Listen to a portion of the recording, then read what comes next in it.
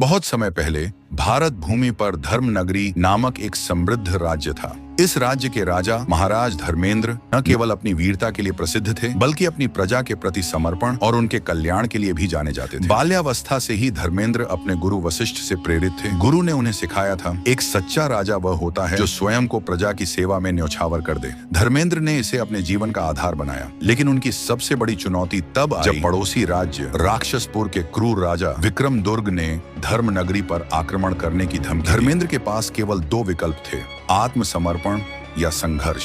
धर्मेंद्र ने संघर्ष का मार्ग चुना, लेकिन इस लड़ाई में उन्हें केवल बाहुबल से नहीं, बल्कि अपने संकल्प और प्रजा के साथ की आवश्यकता। धर्मेंद्र ने अपने सेनापतियों और मंत्रियों के साथ युद्ध की योजना बनाई। उन्होंने अपने सैनिकों को प्रेरित करते हुए कहा, युद्ध केवल तलवारों से नहीं जीता जाता, यह साहस, एकता और आत्म बलिदान की परीक्षा है। लेकिन धर्मेंद्र जानते थे कि उनकी सेना विक्रमदुर्ग की विशाल सेना के सामने कमजोर थी। इसके बावजूद उन्होंने हार मानने से इनकार कर दिया।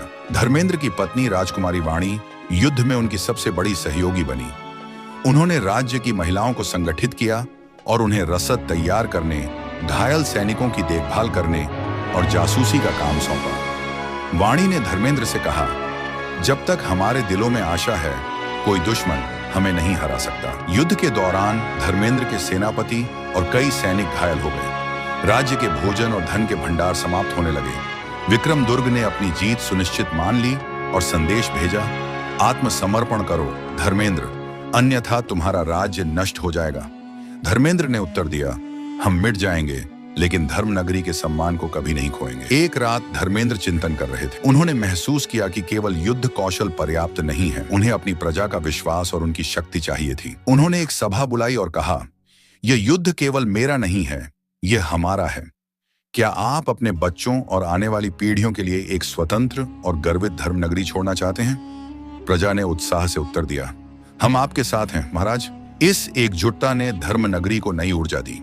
किसानों ने भोजन की व्यवस्था की, महिलाओं ने हथियार बनाने में मदद की और बच्चे भी संदेशवाहक बन गए।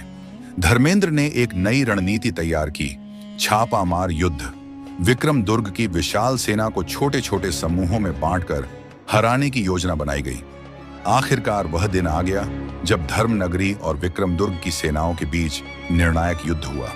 धर्मेंद्र ने अपनी पूरी सेना को संबोधित करते हुए कहा, हम जीतेंगे क्योंकि हमारी लड़ाई धर्म और सत्य के लिए है। युद्ध भयंकर था।